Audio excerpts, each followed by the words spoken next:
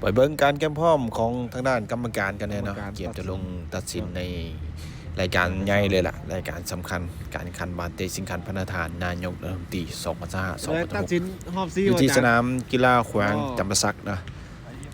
ชมหน้ากรรมการกับประมาณนี้เนาะซึ่งว่าพิเศษเนาะนัดนี้เพิ่นใส่กรรมการฟีฟ่าใหม่เนาะจะเป็นกรรมการเกมเป็นฟีฟ่าในปี2026นี่เนาะเป็นกรรมการระดับฟีฟ่านะก็คืออาจารย์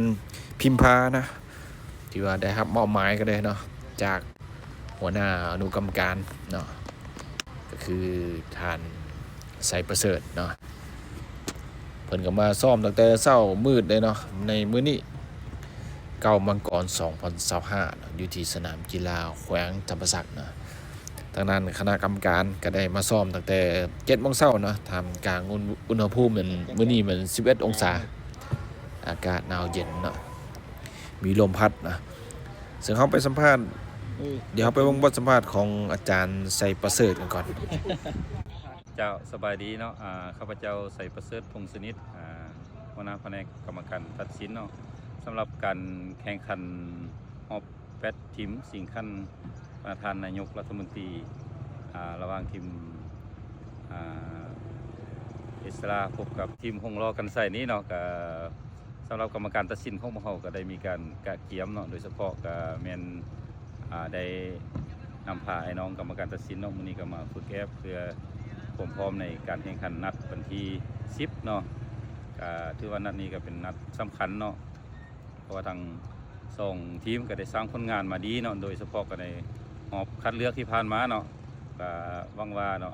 ในเกมการแข่งขันนัดนี้ก็จะสร้างบรรยากาศเบิกบานมนต์ซื่นให้กับบรรดากองเชียร์และก็ผู้ชมภายในแข่งจำปาสักของพวกเราแล้วก็ทั่วประเทศเนาะขอบใจเนาะสำหรับกรรมการตัดสินในรอบ8 ทีมนี้เรายังนำใส่กรรมการ4 ท่านอยู่เนาะสำหรับกรรมการตัดสินในนัดนี้เนาะก็จะเป็นท่านพิมพาเนาะซึ่งเพิ่นก็เป็นกรรมการฟีฟ่าใหม่ของพวกเราเนาะปี2026นี้เนาะเกมการแข่งขันนัดนี้เนาะข้าพเจ้าก็ได้แนะนำแล้วก็แนะนำให้น้องกรรมการตัดสินให้เอาใจใส่เนาะโดยเฉพาะก็เป็นให้เน้นเรื่องกติกาเนาะให้เป็นหลักเพราะว่าทุกๆเกมการแข่งขันมันก็บ่คือกันเนาะจังซั่น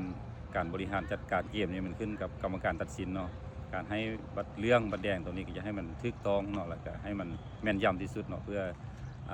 ปราศจากปัญหา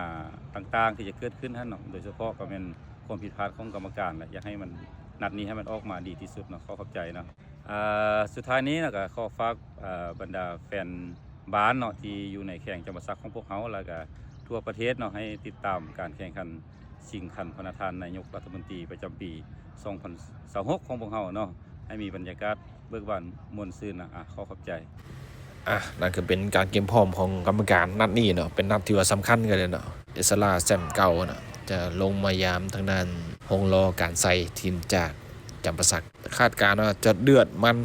มวนเนาะกระทาเบิ่งกรรมการจะเห็นนาทีได้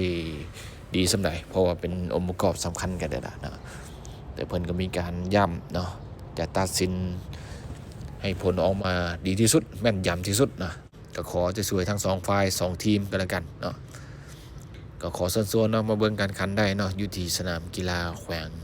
จำปาสักในรอบ8 ทีมสุดท้ายรอบตัดเสือกกันแล้วเนาะส่วนเราคู่อื่นๆก็เบิ่งตามตารางกันเลยเนาะ